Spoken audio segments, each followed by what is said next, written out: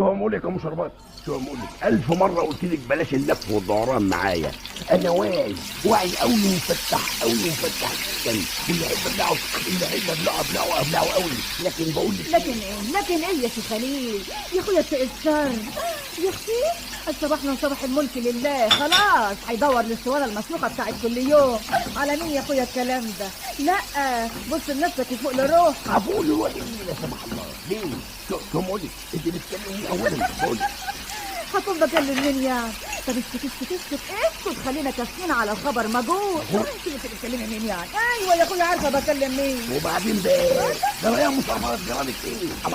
هو انا ما اقدرش اتكلم معاك كلمه الا وتديني 10. حرام عليك يا مفتريه يا وليه، حرام عليكي، حرام. ده عليك ابويا يا صبحي. يا اخويا حرام عليا انا ولا عليك انت؟